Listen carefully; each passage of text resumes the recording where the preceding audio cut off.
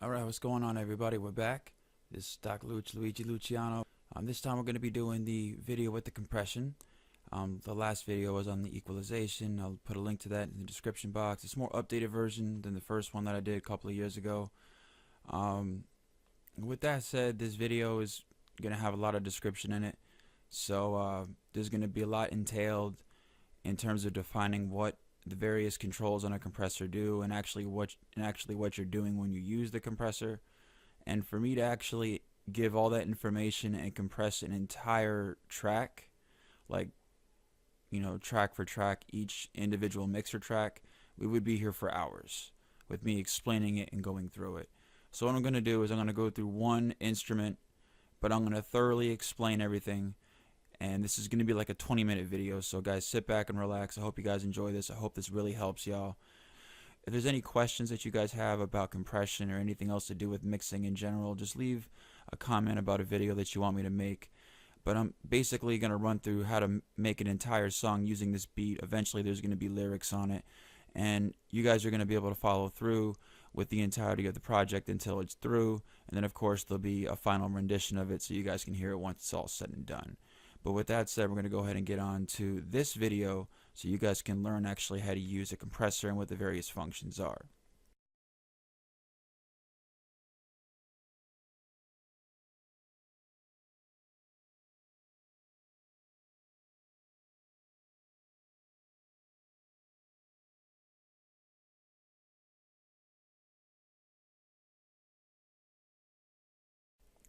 Now, where this is really cool and important actually is that when you are learning one plugin, the majority of the time the controls on one plugin are going to be the same from plugin to plugin. Now, I'm using FL Studio. You don't have to be using FL Studio. I like FL Studio. I do make my beats in this software. It's a really good software. But once again, with that said, you don't need to be using this. You could be using whatever you want. Normally, I don't even mix in here. I mix in Cubase. I just make the beats in here and transfer everything over in WAV format. But whatever DAW you're running, whatever compressor you're using, and all the knobs all do the exact same thing, not just on compressors, but on gates, or if you see them on reverbs, or whatever plugin that you see them on, they're always going to do the exact same thing. They're always going to have the exact same function. It's just how you're using them is going to change. So we're going to get into the compression part of this video. So once again, just keep in mind that whatever DAW you got, whatever compressor you're using, it's irrelevant. It's all the same. So right here, what we have is a wave of a song. And as you can see right here, we have this green area, this light green area. It's very dense.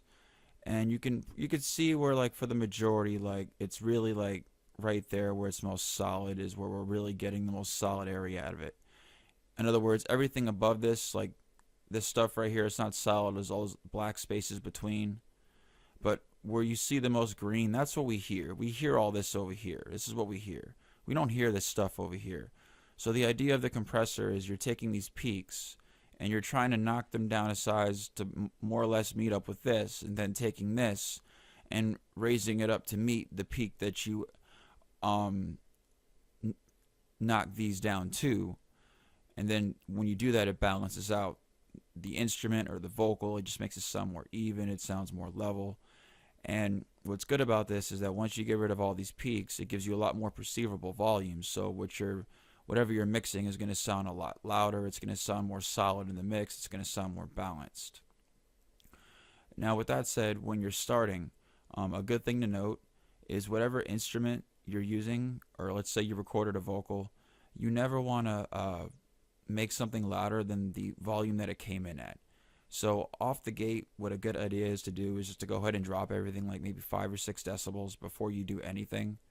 Like for example, when I'm in Cubase, I'll just highlight all of the wave patterns in the playlist, and then I'll just gain reduction everything about 6.5 decibels just to start, because what that does is that gives you headroom so you can't compress without actually going over the perceivable volume. Because once you do that, it sounds crushed, it starts to sound distorted, it doesn't sound good.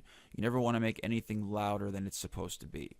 So I've already started off by lowering the volume of everything, and what we're going to do is we're going to be compressing a kick. So first of all, we're going to talk about the threshold. So with the threshold here, what you have is what I was just talking about before. You have your peaks, and it's taking these peaks and it's knocking them down. So the more you drag your threshold down, the more it's going to actually crush everything that you're trying to compress. Now you want to keep in mind that you're trying to crush these peaks down here over up here because we don't hear them, and these over here. But you don't want to crush anything that's over here. If you use too much threshold, it's going to start to sound muddy. It's going to start to sound really distorted. A really good thing to keep in mind, y'all, is whenever you're trying to mix with the compressor, whenever you're using a compressor, you always want to listen for the highs. Some people will say, listen to where it levels out, but that's kind of hard to hear, especially when you're just getting started. So it's a lot easier just to listen for when the highs come in. When you hear all the highs come back in, that's when you know your setting is correct. Now, with that said, the threshold is going to be knocking down those peaks. Now, your attack is how quickly this effect is going to take place. In other words, at 0 milliseconds, this is in milliseconds, at 0 milliseconds, this compressor is going to turn on. Or do you want it to turn on later, at say 400 milliseconds, or wherever you want your attack to be? Now, why this is important is because you're basically saying how quickly do you want it to turn on and affect this. And why you want to compress things so you can even it out. You don't necessarily want to make the attack hit right away. Like, for example, if you have a very low attack, what it tends to do is it tends to set things towards the front of the mix. That's how this works. But the lower the attack, you also start to lose some of the top end, so you lose some of the clarity at the top, or clarity at the top, I should say. So your highs start to get blurry, they don't sound as clear. As you start to raise the attack, you listen for the highs to come back into whatever you're putting a compressor on, and when the highs come back in, you're good.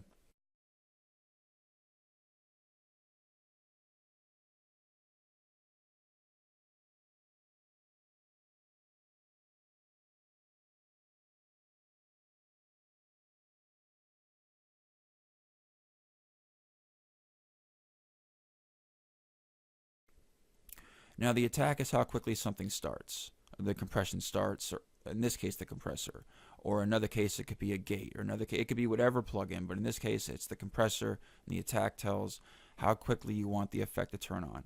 So if this tells you how quickly you want it to turn on, the release means the exact opposite. How quickly do you want it to turn off? So, for example, once again you're listening for, before I go to the example, you're listening for the highs. You just want to adjust till you get all your highs back and it doesn't sound muddy. That's what you're listening for once again. It's really at leveling out, but it's easier just to listen for the highs because when it gets more vibrant at the top, you know you did it right. Now, with that said, when you're working on this, and the reason you want to have a release to where you can hear those highs, because if it sounds muddy, what's happening is the release isn't working fast or slow enough, and it's crushing areas that don't need to be compressed, and that's what's making it sound muddy. And you never want to compress anything that doesn't need to be compressed. So most of the time you're going to have a relatively low release. It just depends. But once again, you're listening for the highs and things. And also when you're doing these adjustments to one instrument in your mixer track, it's going to make a difference in everything else. I'm not just talking about it's going to, like, you'll hear the highs in the one instrument, or the one instrument will sound like it's leveling out, but you might hear the snares come in nicer, or the hats might come in nicer, or another instrument might come in nicer, or vocal comes in nicer, because you've got one particular instrument set in the mix properly. Whatever you compressed, it's going to make everything else stand out in the mix better too. So in mixing, it's little things that really make the difference, y'all. But now we're going to go ahead and talk about the ratio. The ratio is how much of the whole effect you want to use. So for example, when the ratio is really low, it's going to sound more open. It's going to sound like it's got a lot of highs in it. It's going to be at the front. The more you raise the ratio, what tends to happen is it tends to move things, quote unquote, to the back of the mix. But really what it's doing is since you're adding more of the overall compression, you're just crushing it more. So since you're crushing it, it's pushing it back more into the mix. It's going to vary how much ratio you use. But once again, really what you're listening for is the highs. So what you do once again is you start your ratio all the way down, then you raise it up until you hear all your highs come back in to whatever you're trying to mix, in this case the kick. And when you hear the highs come back into it, you know you did it right. And once again, this is also going to make everything else in the mix sound better. Now your gain, because what's happening is when you drop your threshold, you can't exactly take it and knock these all the way down here. This isn't going to work, because if you do that, then it's going to really sound crushed, and perceivably it's going to sound mushy, it's going to sound really bad. So what you're doing is you're crushing it enough with the threshold to where you're not making it sound muddy, it still sounds clear. And then with the makeup gain, you're taking this center part right here and you're rising it up to those peaks. And in the beginning, because you drop the volume of each mixer channel, either by a gain reduction or by just, drop your levelers down, your mixer tracks or your faders, whatever you want to call them, by doing that, it allows us to add the gain without making the instrument or the vocal or whatever it is any louder than it was when it was recorded or when it came in from the sample or whatever you downloaded, or whether it was a vocal that you recorded with a microphone, because once again, you never want to make something louder than it came in. And when you're raising the gain, you're listening for the same thing. You're listening for the highs to kind of just come back in. A good rule of thumb, it's not always true, but it works a lot of the time, is when you're doing this, you would really like to have your ratio like really on point with your gain. They should be about the same. That's the rule of thumb. The rule of thumb doesn't always work, but it should be somewhere around there most of the time. But there are exceptions.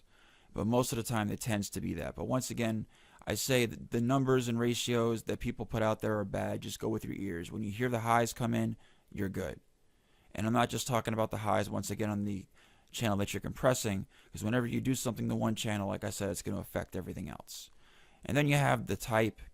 In most compressors, this is called a knee, and basically what it means is when it's got different settings, but you have like soft, and soft means that the compression is very subtle, it's very warm sounding in the midsection.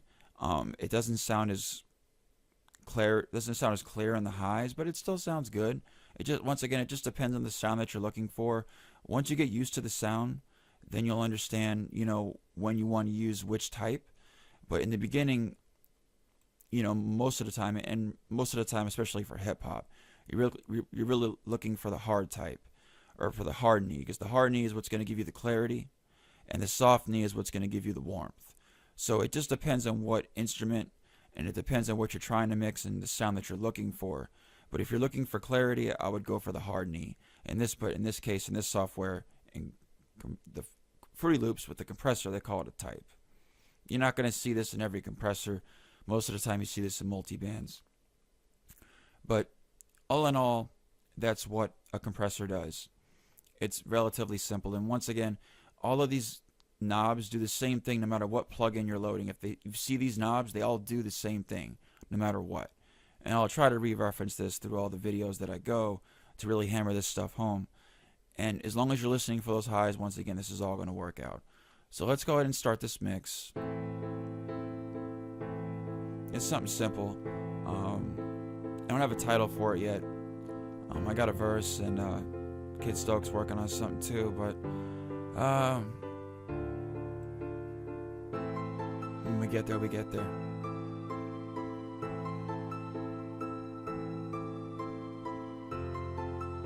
Just waiting for the thing to kick in real quick. Alright, so here comes the kick. It's very simple.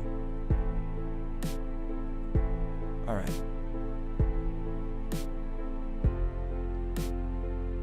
So now we're going to start off with our threshold. If you listen, it's almost taking away from the kick. It's making it sound kind of hollow. Now it sounds open. Now it sounds really open.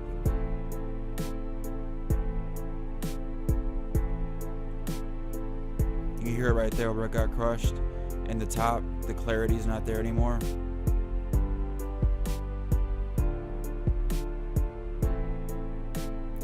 You can hear where the snare got clear again right there too. And the kick got nice and clear. That's what I'm talking about when things come in, you'll start to hear where things get clear in other channels as well. It's not just going to be in the one. I'll do it again. Listen for the snare, listen for the kick, and the hat.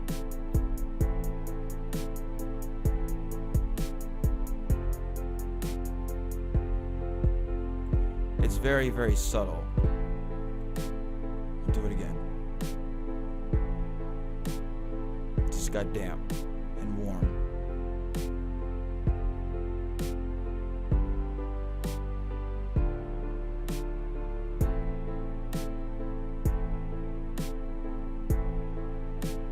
Right there. You heard this. Not only did the hat come in nice and clear, but the snare and the kick all sound, they all got their highs back. It sounds really, really good. Alright, so that's the same thing with the attack.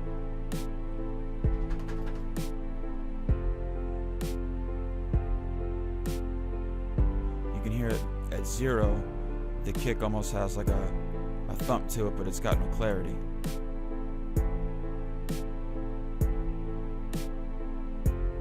As you raise the attack, the kick starts to go into the back a little bit, but it gets more clear.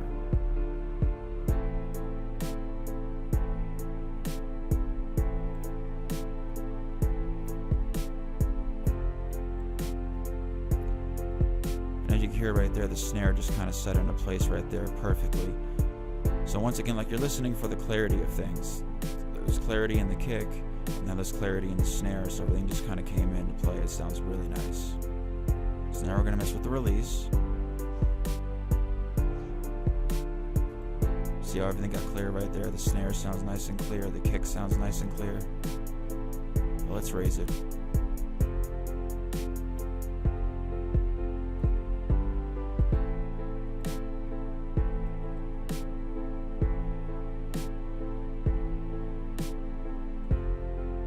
You can kind of hear how everything gets kind of muddy.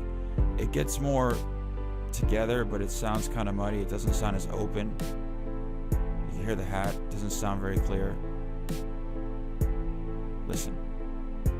Hear it now? You'll hear where the hi-hat just starts to get clear again. And we're not even mixing a hi-hat.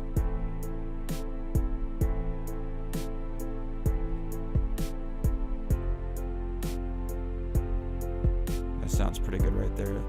The snare's got a nice clarity to it. The hat's there. And the kick. And the kick's got its thump right there, and it's got its clarity. Okay, so now let's give it some gain.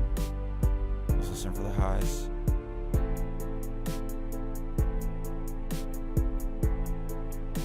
Got it right there where things start to punch in a little bit better. Here right there where the kick just starts to thump a little bit more as I rose the ratio closer to the gain number, or closer to that gain number. And now that kick's coming in nice and strong, as opposed to before. Now.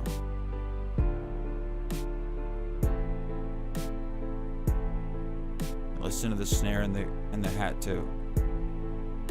Before. And I'm only compressing the kick.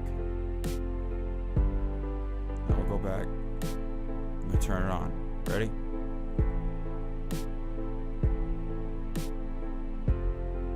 Off. On. On. Off. On. It just sounds like so much more clear. Just slightly. You know, it's almost really hard to pick up with the ear. And I'm doing this in headphones. I'm not even doing this from my studio monitors, or else the pickup would be a lot easier for me.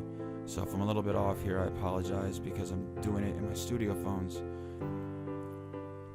And just to give you guys an idea of what the hard or the knee sounds like. If I go here and I put it on soft,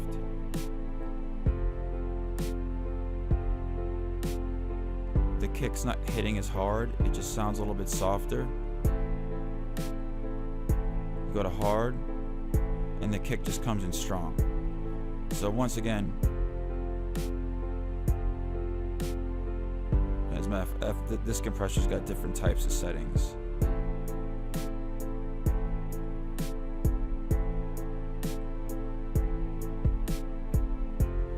Now, for me personally, like, I'm a fan of that hard setting, especially when it comes to the kick, because I want the kick to come in strong. Like, maybe if you were talking about something maybe like a piano, or sometimes, you know, an instrument that's more soft and subtle that you want to come more soft through the mix, then you might want to go with a soft knee. But if you want something to come in strong, like a kick or something like that, then I would definitely go with the hard knee in that case.